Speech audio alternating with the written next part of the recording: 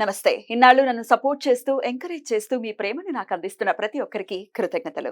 అలాగే ఈ వీడియో కూడా ఖచ్చితంగా మీకు ఉపయోగపడుతుంది. లైక్, షేర్ అండ్ సబ్స్క్రైబ్ చేసి మీ సపోర్ట్‌ని నాకు అందించండి. అలాగే ఈ వీడియో పట్ల మీకున్న అభిప్రాయాన్ని కామెంట్ సెక్షన్‌లో కామెంట్ చేసి తెలియజేయండి. ఇప్పుడు వీడియోని చూద్దాం. జ్యోతిష్య శాస్త్రం ఒక అద్భుతం. వేదాంగమైన జ్యోతిష్య శాస్త్రం అనేటువంటిది మానవ జీవన గమనానికి ఒక వరం. జ్యోతిష్య శాస్త్రం నీ జీవితంలో వెలుగునింపే ఒక భాష. ఆ భాష నీకు అర్థమైతే ప్రకృతి నీతో మాట్లాడుతుంది. అస్ట్రాలజీ నేర్చుకోవాలి అనుకునే వారికి అద్భుత అవకాశం. మురళీధర శర్మ గారి అస్ట్రాలజీ క్లాసెస్ అతి త్వరలో మొదలు కాబోతున్నాయి. 100% జాబ్ గ్యారంటీ. వివరాల కొరకు సంప్రదించండి. నమస్తే, వెల్కమ్ టు అవర్ ఛానల్. నేను పద్మిని. ప్రస్తుతం పాటు ప్రముఖ ఆధ్యాత్మికవేత్త, ఆస్ట్రాలజర్, అలాగే లైఫ్ కోచ్ సుధా గారు మనతో పాటు ఉన్నారు. మాట్లాడదాం. సుధా గారు నమస్తే అండి. నమస్కారం పద్మిని. సుధా గారు రాశి ఫలాలు చెప్పబోతున్నారా? అవునవును, మరి వచ్చేది అందరికి ఇంట్రెస్ట్ అదే కదా, మరి చాలా ఇంట్రెస్ట్. సో రాశి ఫలితాలు ఆగస్ట్ నెల 1 నుంచి 31 వరకు మొత్తం నెల మాట్లాడుకుందాం. ఫస్ట్ ఎప్పుడైనా రాశి ఫలాలు మాట్లాడుకున్నప్పుడు మనం గోచారం మాట్లాడుకోవాలి, ఇంకా తప్పదు.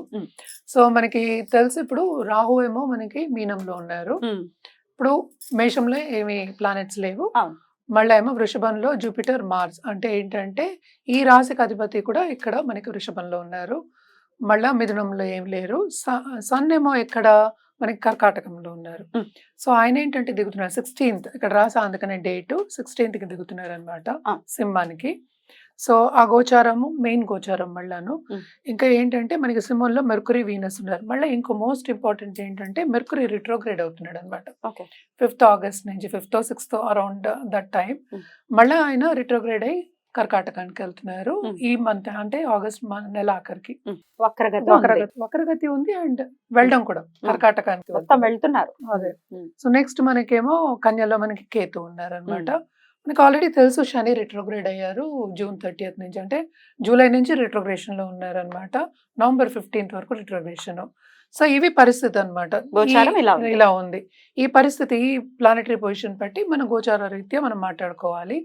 ఇంకోటి మోస్ట్ ఇంపార్టెంట్ ఏంటంటే మనకి ఎప్పటికైనా నీచ గ్రహాలు, అంటే ఏంటంటే కొంచెం ఉగ్ర గ్రహాలు అయినా సరే 3, 6, 11 పొజిషన్ లో బాగుంటుంది అంటాం. శుభగ్రహాలు అయితే మనకేమో 1, 5, 9, 11 ఇలాంటి వాటిలో బాగుంటుంది అని చెప్తుంటాం.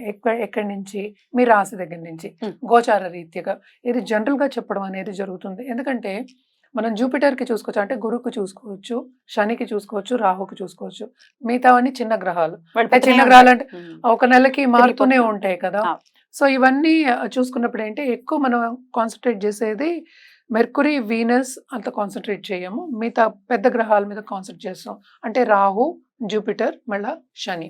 మోస్ట్ రాహు ఉంటే మరి కేతు, అంతే కదా, రెండు ఒకటే ఆపోజిట్ కదా. ఆపోజిట్ కనుక తప్పక అవి చూసుకోవాలి. ఎందుకంటే 1.5 years ఉంటుంది. ఇవన్నీ ఏంటంటే మనం జనరల్ గా మాట్లాడుకుంటున్నాం. ఎప్పటికైనా సరే మనం జాతక రీత్యా వాళ్ళకి ఇది జనరల్ సొల్యూషన్స్ కూడా మనం చెప్పేది. ఇప్పుడు జాతక రీత్యా జాతకం చూపించుకున్న తర్వాత ఒక సొల్యూషన్ ఇవ్వడం కానీ, కరెక్ట్ సొల్యూషన్ అని చెప్పేది ఇవ్వడం అనేది జరుగుతుంది. అలాగే ఒక జాతిరత్నం కూడా. ఇప్పుడు దీన్ని బట్టి మనం జనరల్ గా జాతిరత్నం చెప్తాం, కానీ జాతక రీత్యా ఇంకా చాలా ఉంటాయి. మనం దశ విశేషాల గురించి కూడా మాట్లాడున్నాము. అలాగే లగ్నం వస్తుంది. సో లగ్నం రీత్యా ఇదేంటంటే మూన్ పట్టి, అంటే ఏంటంటే మనకి గోచారం చంద్రుడిని పట్టి, రాశిని పట్టి మనం మాట్లాడుకుంటున్నాం. అందుకనే రాశి ఫలితాలు అన్నాం. సో ఆ ఫలితాలు కొంచెం జనరల్ గా ఉంటాయి. సో ఎవరికైనా కావాలి అంటే తప్పక జాతకం అనేది పరిశీలించుకోవాలి. అది పరిశీలించుకోవాలంటే కింద స్క్రోల్ అయ్యే డెఫినెట్ గా చెప్పడం జరుగుతుంది. అండ్ ఆల్సో ఏంటంటే ఎప్పుడు అపాయింట్మెంట్ సెట్ చేయడం అవన్నీ కూడా తీసుకోవాల్సి. సో మన రాశి ఫలితాలకు వెళ్దాం. రైట్, తప్పకుండా రాశి ఫలితాలు ఒకసారి చూసుకుందాం. మేష రాశి నుంచి మొదలుకొని మీన రాశి వరకు ఈ ఆగస్ట్ రాశి ఫలాలు ఎలా ఉన్నాయో ఇప్పుడు డాక్టర్ సుధా గారి ప్రొడిక్షన్స్ లో తెలుసుకుందాం. మరి తులా రాశి వారికి ఆగస్ట్ నెల ఎలాంటి రిజల్ట్స్ ఇస్తోంది సుధా గారు? ఆగస్ట్ నెల తులారాశి వాళ్ళకి కెరీర్ పరంగా చాలా బాగుందని చెప్పుకోవాలన్నమాట. బట్ అగైన్ ఏంటంటే ఇక్కడ 7th లో 8th లో పడ్డాడు, జూపిటర్ తో పాటు పడ్డాడు కదా, గురువుతో పడ్డాడు. ఎక్కడ జూపిటర్ ఉంటే అక్కడ ఎక్స్పాన్షన్ అవుతుంది మనకి తెలుసు. సో ప్రాపర్టీ విషయంలో కొంచెం జాగ్రత్తగా ఉండాలి. అంటే డబ్బు ఖర్చు విషయంలో, లేకపోతే రాబట్టుకోవడం ఎక్కువ చూసుకోవాలి, మనం జాగ్రత్తగా ఉండాలి, పోగొట్టుకోవడం అని చెప్పాలన్నమాట. సో మళ్ళీ ఇంకో విషయం చూడాలి అంటే మనకి సన్ కూడా మంచి పొజిషన్లో ఉన్నారు, మెర్కురీ, వీనస్ మంచి పొజిషన్లో ఉన్నారు. 10th లార్డ్ 11th, కేతు ఏమో 12వ ఇంట్లో, 6వ ఇంట్లో రాహు, 5వ ఇంట్లో శని. మళ్ళీ రిట్రోగ్రేడ్ అంటే వెనక్కి తిరిగి చూస్తున్నారు కనుక కెరియర్ పరంగా అంటే ఆర్థిక పరంగా ఎదుగుదల అనేది ఉంది వీళ్ళకి ఈ నెల. నైస్. కానీ శ్రమ అధికం. అంటే ఏంటి, కంఫర్ట్ లెవెల్ అనేది కొంచెం తగ్గిపోతుంది. ఖర్చు ఎలాగో బికాస్ జూపిటర్ 8 లో ఉన్నారు కనుక రాబట్టుకోవాలని చెప్పాను కదా, సో ఖర్చు అనేది చాలా విపరీతంగా ఉంటుంది. అది శుభ ఖర్చులు, మంచి దానికే ఖర్చు పెడతారు. అంటే వేస్ట్ అవ్వదా డబ్బులు వేస్ట్ అవ్వదు అంటున్నారు. అంటే ఏంటంటే ఒక Okay. ఖరీదైన వస్తువు కొనుక్కునే ఛాన్సెస్ ఉంటాయి. ఇప్పుడు ఈఎంఐస్ కట్టుకోవడం అందరికీ అలవాటేగా. Yeah. సో ఇంకా ఈఎంఐస్ ఎక్కువ కట్టుకోవాలి, ఇంకో ఖరీదైన వస్తువు, ఒక స్థిర ఆస్తులు కొనుక్కునే ఛాన్సెస్, ఇప్పుడు గోల్డ్ అయినా కూడా స్థిర ఆస్తుల్లోనే మనం చేర్చుకోవాలి. Correct. సో గోల్డ్ కానీ ఒక ఆభరణం కొనుక్కునే ఛాన్సెస్ ఎక్కువ కనిపిస్తున్నాయి అన్నమాట. బాగుంటుందని చెప్పాలి. అలాగే ట్రావెలింగ్ విషయానికి వస్తే కనుక తప్పక వీళ్ళకి ట్రావెలింగ్ అనేది ఉంది. ఎస్పెషలీ కెరియర్ పరంగా ట్రావెలింగ్ అనేది, అంటే షార్ట్ టర్మ్ ట్రావెల్ అంటూ ఉంటాం కదా, అలా వెళ్ళడం అనేది జరుగుతుంది. శ్రమ అనేది ఎక్స్ట్రీమ్లీ అధికం. అండ్ ఆల్సో ఏంటంటే దాని మూలాన్ని కొంత యాంగ్జైటీకి, ప్రెషర్కి గురి అయ్యే ఛాన్సెస్ ఎక్కువ ఉన్నాయి. అందుకని పర్సనల్ డెవలప్మెంట్ మీద ధ్యాస పెట్టడం అనేది ఎక్స్ట్రీమ్లీ ఇంపార్టెంట్ అనమాట. Okay. అదొకటి కాకుండా మనకి తెలిసిన విషయం ఏంటంటే శుక్రుడేమో మనకి ఆగస్ట్ ఎండ్కి కిందకి మూవ్ అవుతున్నారు. అలాగే 7th లార్డ్ 8 లో పడ్డారు కదా, ఆయన ముందుకెళ్తారు. 9th కి వస్తున్నారు ఎండ్. Mm. సో అప్పటి నుంచి చాలా బాగుంటుంది. అంటే నెక్స్ట్ మంత్ మళ్ళీ ఎలాగో మాట్లాడుకుంటాము. Mm. Towards end of this month ఆర్థిక పరిస్థితి మరుగుపడే ఛాన్సెస్, అలాగే రికగ్నిషన్, ఎందుకంటే సన్ కూడా మనకి మూవ్ అవుతున్నారు అనమాట, 11th కి వస్తున్నారు. Yeah. ఇంకా 11th లోనే ఉన్నప్పుడు ఇంకా బాగుంటుంది. Mm. లాభం అనేది అధికం ఉంటుంది అన్నిట్లోనూ. సో ఇప్పటి నుంచి ఈ మంత్ అంతా కొంచెం జాగ్రత్త పడి second half of the month చాలా బాగుంటుందని చెప్పుకోవాలి. ఎస్పెషల్లీ వీళ్ళు ఏంటంటే రియల్ ఎస్టేట్ రంగంలో ఉన్న వాళ్ళకి చాలా బాగుంటుందని చెప్పుకోవాలన్నమాట. Wow. అండ్ ఆల్సో బిజినెస్ పీపుల్కి జనరల్గా బిజినెస్ విస్తరిస్తుంది. కాంపిటీటర్స్ కన్నా మనం ఎక్కువ రాబడి వస్తుంది Hmm. Second half of this month అని చెప్పుకోవాలి. లాభం కదా ఇక్కడ. అంతే.